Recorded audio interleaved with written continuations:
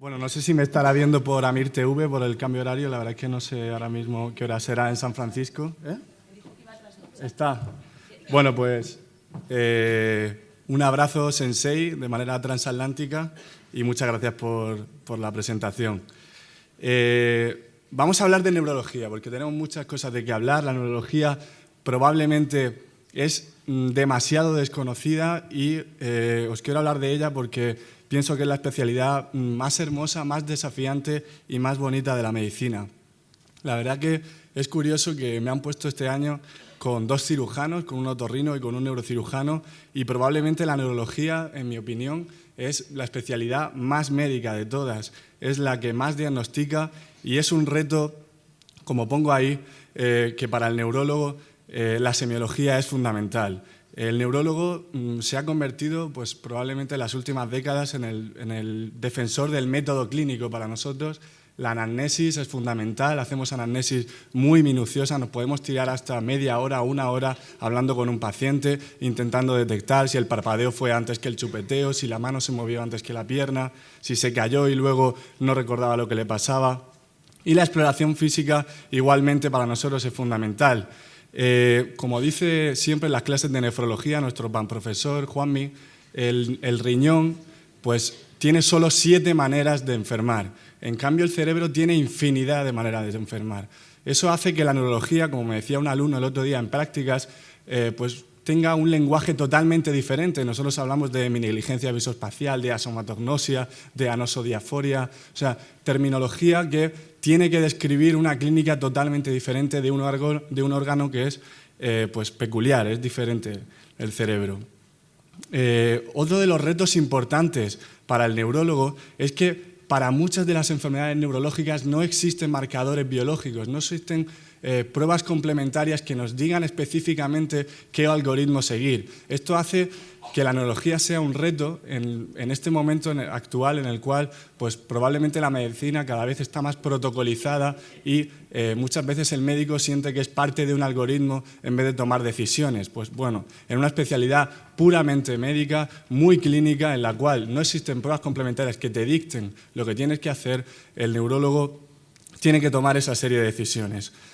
Por ejemplo, si nos llega un síndrome amnésico agudo a la urgencia, por ejemplo, un paciente que ha perdido la memoria a corto plazo en las últimas horas, pues simplemente con un TAC normal y solo por la percepción de los síntomas o de la anamnesis o de la exploración que tú hagas, pues el paciente puede terminar fibrinolizado por un infarto talámico o puede terminar con un diagnóstico de amnesia global transitoria en su casa porque es un diagnóstico benigno o puede terminar con una punción lumbar y aciclovir ingresado por una encefalitis herpética o con levetiracetam porque es un estatus parcial complejo. De tal manera que todo este algoritmo es por la decisión específica clínica del neurólogo.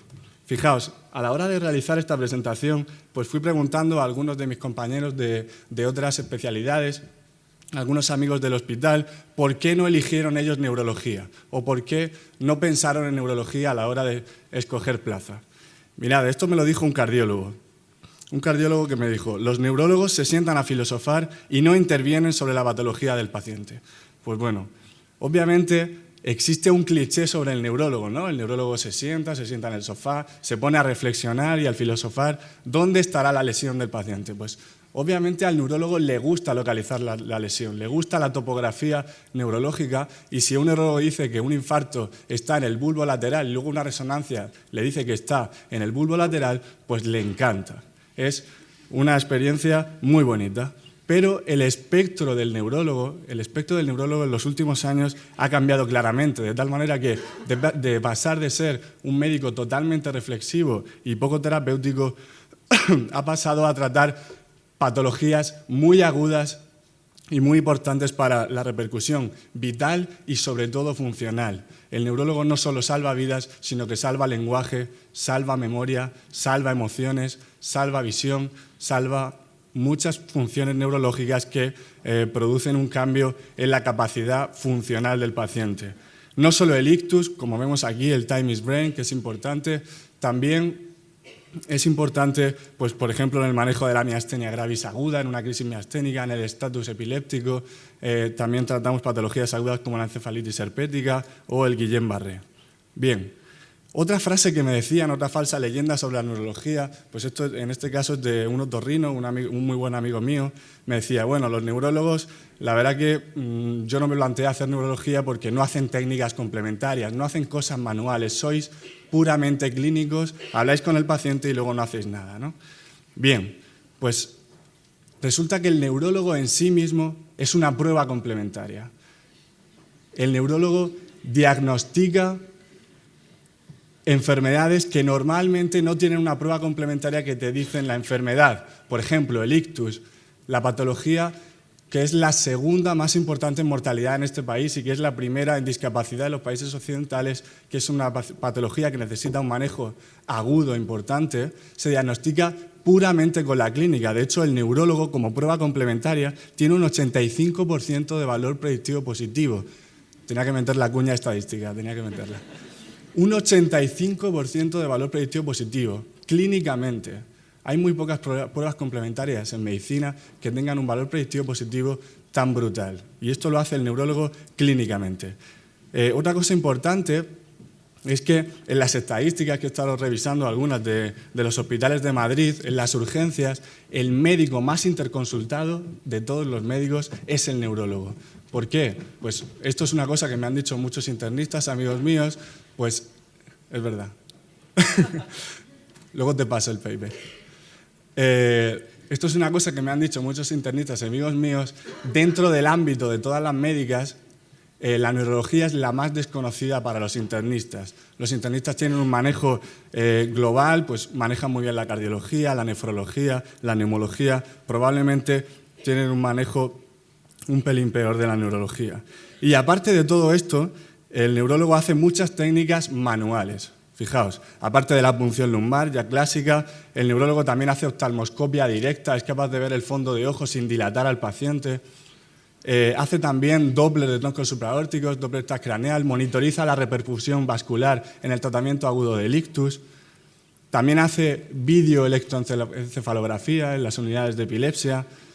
También interpreta las resonancias magnéticas o la neuroimagen tipo tomografía y ayuda también al radiólogo con la perspectiva clínica, aunque los radiólogos obviamente saben más de imagen.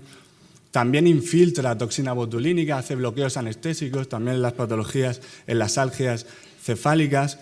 Y en los últimos años el neurólogo se está incorporando a los cateterismos, a las trombectomías mecánicas, al tratamiento agudo intraarterial del ictus y también a los tratamientos de aneurismas o malformaciones arteriovenosas y toda esta índole de patologías.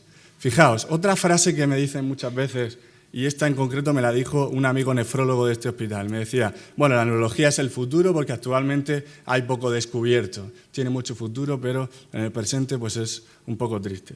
Fijaos, podríamos decir que hace 30 años la neurología era el futuro, pero ha sido tan brutal el incremento en número de tratamientos y número de pruebas diagnósticas y el avance de la neurología en los últimos 30 años, sobre todo a raíz de la década del cerebro, que fue la década de los 90, en la cual pues, los gobiernos de Estados Unidos y de la Unión Europea decidieron invertir en neurociencia. Ha sido tan brutal el incremento de tratamientos que, como siempre digo en mis clases, cuando explico el cohorte retrospectivo, pues el presente es el futuro del pasado.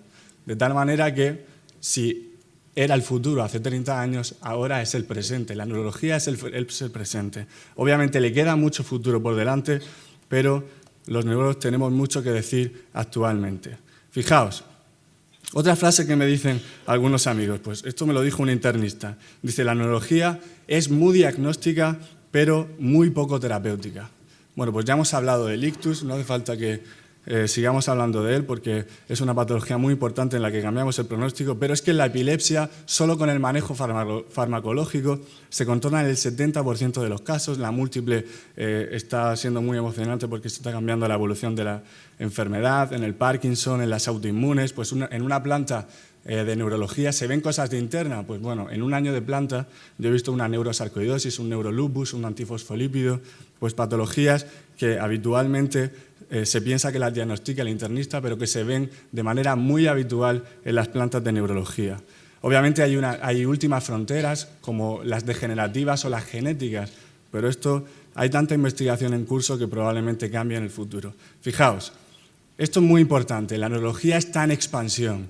El neurólogo ya no solo es neurólogo clínico, sino que puede ser neurooncólogo, puede ser neuroinmunólogo, puede ser neurointervencionista. O sea, los neurólogos están ganando cada vez más y más terreno y hay muchísimo que hacer en esa perspectiva.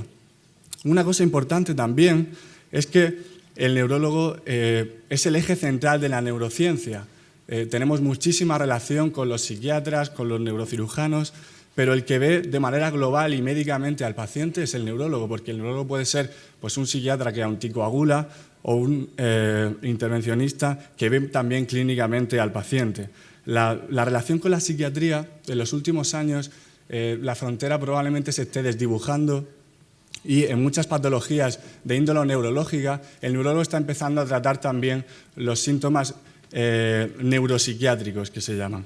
Uno de los casos más típicos es la encefalitis anti-NMDA, una patología autoinmune que produce semiología psicótica. Estos pacientes probablemente durante siglos han sido etiquetados de esquizofrénicos, hebefrénicos o catatónicos. Actualmente se sabe que tiene una etiología autoinmune y hace poco tuvimos uno en planta que llegó pensando que era Julián Muñoz y con corticoides, con inmunoglobulinas, con rituximab se fue asintomático. Bien. La neurología tiene mucha relevancia en la sociedad y en la economía, y en estos tiempos en los que la economía y la eficiencia es fundamental, la neurología es fundamental, porque no salvar un ictus o no tratar un ictus a tiempo no quiere decir que el paciente vaya a morir, probablemente quiere decir que el paciente será dependiente, y eso es muy caro y económicamente es fundamental. Y socialmente, ¿por qué es importante la neurología? Pues porque, por ejemplo, si damos un diagnóstico, una etiqueta de epilepsia a un paciente porque ha tenido una crisis, en vez de decir que es un síncope convulsivógeno, que es una duda pues muy frecuente, ¿no? Síncope convulsivógeno, crisis epiléptica, pues estás condenando legalmente a ese paciente a que estará un año sin poder conducir. O si, por ejemplo, clínicamente, porque se dice clínicamente, el diagnóstico no es por pruebas complementarias, tú dices que un paciente tiene una demencia tipo Alzheimer, pues estás condenando a que ese paciente, si tiene una parada cardiorrespiratoria, probablemente no le reanimen. Y eso no lo dice una prueba complementaria, lo dice un neurólogo, un clínico, un médico a través de una anamnesis y una exploración física. Bien, obviamente la investigación tiene muchísimo futuro, la neurología, como digo, es el presente, pero también es el futuro. Contraindicaciones relativas para ser neurólogo, pues no digo ninguna absoluta porque probablemente a cualquiera que le guste la medicina le gustaría la neurología, pero algunas contraindicaciones relativas sería que no te gustara la clínica o que no te gustara la medicina, el contacto con el paciente, hablar con la familia, ser un poco detective, ahondar en todos los datos, hablar durante minutos, durante horas incluso. La ausencia de paciencia igual, tienes que tener muchísima paciencia para entrevistar a los pacientes. Y sobre todo que no te guste el paciente crónico, aunque ya digo que últimamente la neurología tiene una expansión en la patología aguda y actualmente también hay unidades de neurointensivos y sobre todo las unidades de ictus. Bien, ¿cómo es la residencia en neurología? Pues tenemos un primer año que fundamentalmente es medicina interna y otras áreas relacionadas que están un poco en frontera con la neurología y que son importantes para nosotros, pues la psiquiatría, la cardiología, sobre todo por la patología vascular, la endocrinología o incluso en algunos casos la UCI o las infecciosas. Esto cambia un poco según los hospitales. El R2 es fundamentalmente planta, pues los residentes pasan sobre todo por unidad de ictus y por planta de neurología general. Es el primer año de neurología puro. En el R3 yo le llamo el de la miscelánea de neurocosas, porque se pasa por neurofisiología, por neurointervencionismo, por pediatría, por neuroradiología, por neurosonología, ahí aprendemos a hacer el Doppler transcraneal y el de troncos supraórticos. Y el R4 es mayoritariamente de patología crónica, ahí se ven las consultas y las unidades especializadas, por ejemplo, desmineralizante, movimiento, epilepsia. Se hace a veces alguna interconsulta y ahí también está la rotación externa. Es importante que si en un hospital concreto no hay una unidad muy desarrollada, te dejen hacer una rotación externa por esa unidad. Bien, ¿qué preguntaría yo y qué jerarquía haría en las preguntas si voy a un hospital para cuestionar sobre el servicio de neurología? Fijaos, yo creo que lo más importante es que haya una unidad de ictus. La unidad de ictus es fundamental y tan importante como la unidad de ictus es que haya guardias de neurología. Ahí es donde se va a aprender la patología aguda y grave de la neurología, que es importante tenerla en cuenta. Fijaos que pongo ahí que las guardias deberían ser supervisadas. O sea, en una especialidad que es tan clínica y en la cual los detalles en la exploración o en la anamnesis del paciente son tan fundamentales, el hecho de tener a alguien detrás de ti que te diga eso no es una arruga, es un facial, o eso no es una hemiplegia por un ictus, sino que es una hemiplegia probablemente psicógena, es fundamental que te corrijan, porque lo que aprenderías en 2 meses lo vas a aprender en 1 año y solo a base de batalla. Por eso pongo que el segundo punto a preguntar más importante es el gap adjunto-residente, es decir, la distancia que tienes tú con tu adjunto. Os pasará cuando vayáis a preguntar que puede ser que haya servicios donde los adjuntos sean brutales, sean muy conocidos a nivel mundial, sean a nivel científico de relevancia, pero que los residentes ni siquiera los conozcan. Eso no tiene sentido. Es mejor que los adjuntos sean de menor nivel, pero que estén contigo y que te enseñen al pie de la cama del paciente. Ahí os pongo que es fundamental también el ambiente, sobre todo para aprender y porque 4 años de nuestra vida pues son 4 años muy largos y si los pasas con buena gente, mejor. Bien, lo tercero más importante es que haya una planta potente y que se hagan sesiones, sobre todo para la docencia. Pongo como cuarta que la estructura sea por unidades, que tengas una rotación por esclerosis múltiple, otra por patología del movimiento, otra por deterioro cognitivo, otra por epilepsia, sobre todo para estructurar la docencia. Esto no es fundamental y si en tu hospital no hay una unidad muy importante de esclerosis múltiple, te puedes ir a hacer una rotación externa en un sitio donde la haya. Fijaos que pongo como quinto lugar la investigación. La investigación, pues, para muchos de vosotros quizás sea importante, pero la residencia está enfocada sobre todo a aprender a ser médico. Estamos aprendiendo un oficio, el de neurólogo en este caso. La investigación probablemente lo más importante es que sepamos cómo se hace la metodología de la investigación, pero no que publiquemos muchísimo. Bien. Ángel, 2 minutos. Ya he terminado, casi. En cuanto al ranking nacional de hospitales, pues la verdad que es muy complicado de realizar. Para mí, yo si volviera a elegir, volvería a elegir el clínico por docencia, por nivel de las unidades y sobre todo por el gap que hemos hablado adjunto-residente.